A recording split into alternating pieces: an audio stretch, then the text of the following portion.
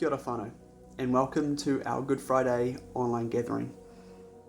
Over this next while, we want to take this opportunity to consider what Jesus has done for us and to journey towards the cross as he did. By now, hopefully you will have seen and read the communications about how tonight is going to work and the different stations that we have asked for you to set up around your home.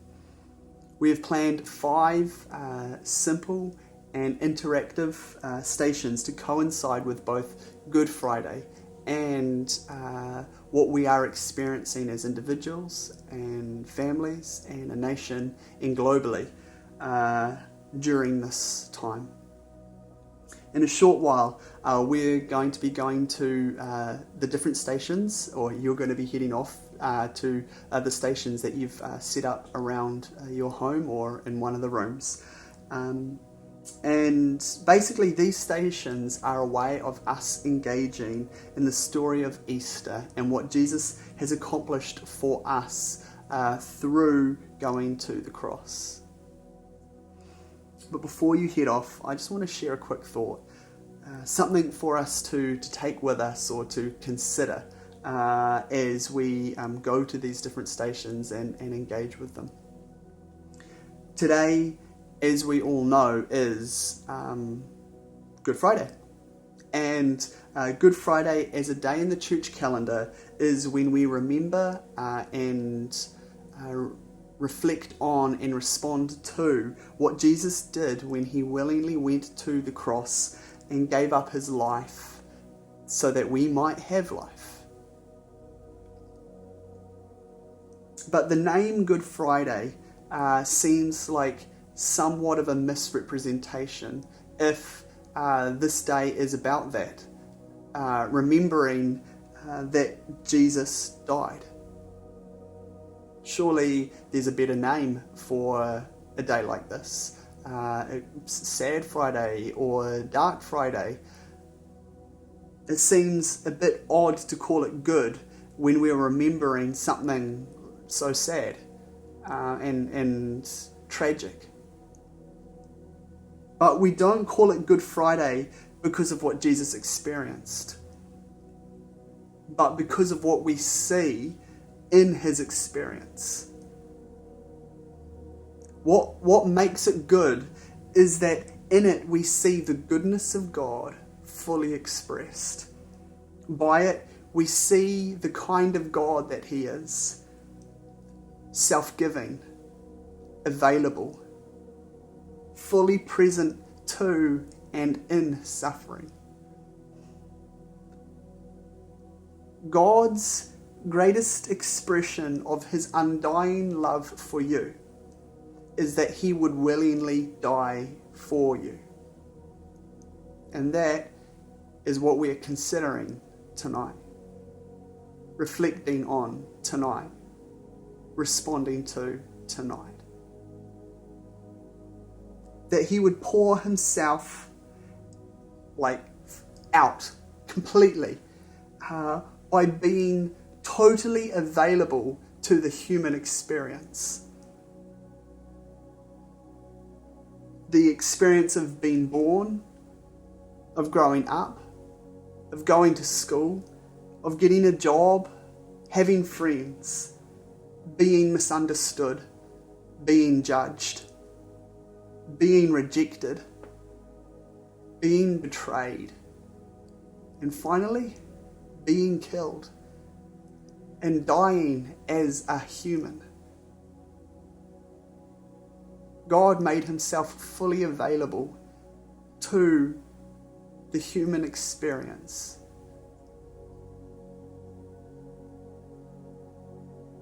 It is not a Good Friday, though, because these things happened to him, but because he willingly went through them so that we could know him and the life that is found in him. And so, at a time like this, with all that is going on, I really do think that the focus of a day like Good Friday is so fitting and important.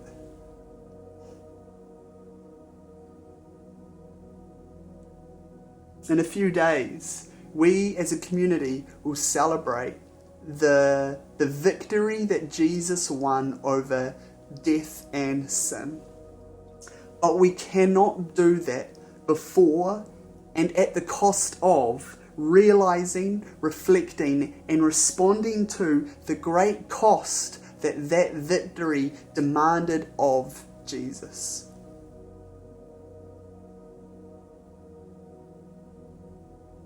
That it cost him everything. And so to circumnavigate that, to go around that, to I don't really like that. And it misses out on a part of the goodness that we see of God through what he was willing to do for us. That it cost him everything, that he laid down his life for us so that we could know him and be in relationship with him.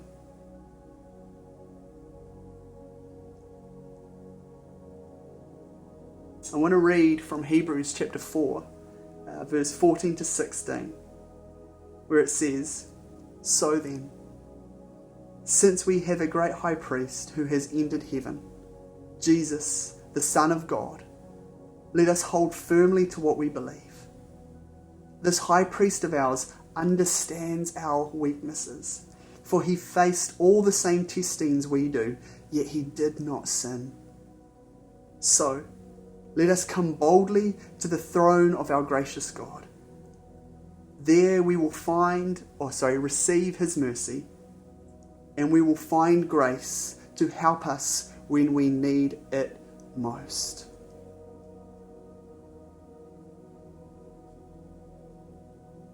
Our God has made himself fully available to the extent that he would willingly go through the human experience and is able to sympathize with the weaknesses that we experience.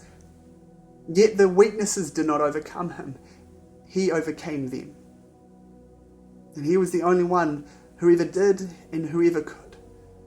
And so on Good Friday, we remember, we reflect on, and we respond to the goodness of God fully expressed in how he was willing to give his everything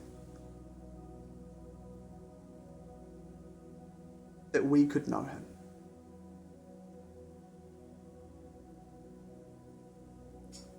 The beauty of all of this is that just as it says in verse 16, because of this we are able to boldly approach the throne of God. And that in doing so we will receive mercy and we will find grace when we need it most. And so as we journey toward the cross as Jesus did, we also journey with Jesus in that he is fully present with us. That these stations we have set up are like means and creative ways of engaging our hearts and our minds, but also our spirits and souls with the Spirit of God and what he wants to say and what he wants to do. And so family, as we head off to these different stations, I just encourage you to read the guide one more time, just so that everybody understands what tonight is and where it goes. But at the same time, I want to say, don't be bound by the guide. That it's there for direction, but that for some of you this might take 10 minutes or 20 minutes. Some of you this might take 30 minutes or 40 minutes. For some of you it may take even more. But the space is about, as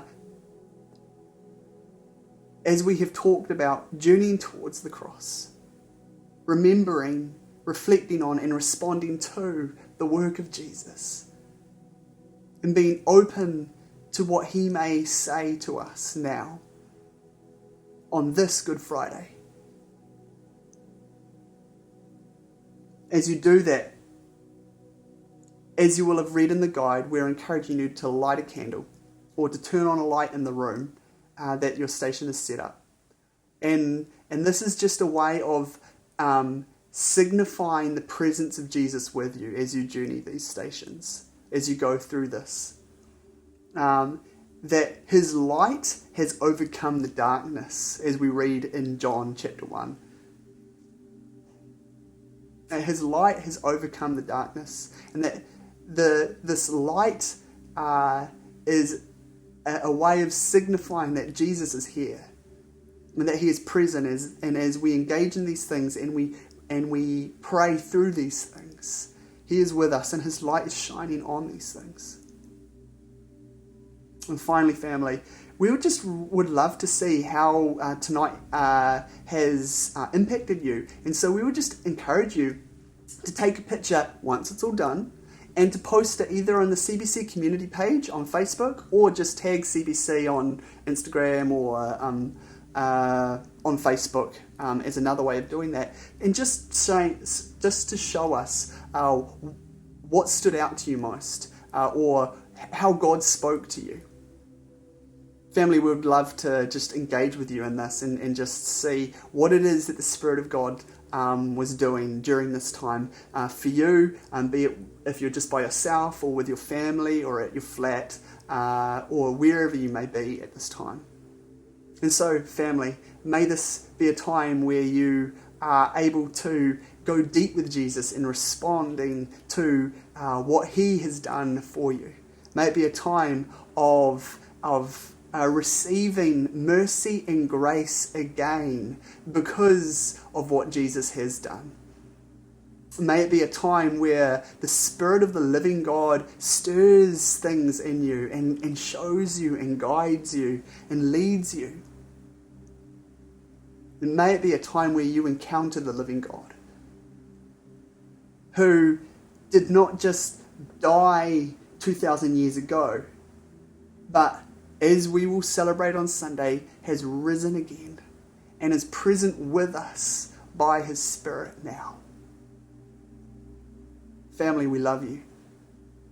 We pray that this will be a time of rich ministry, that you will go deep with God and just know how great and undying his love for you is, as we pray together and do these things together. Grace and peace, whānau.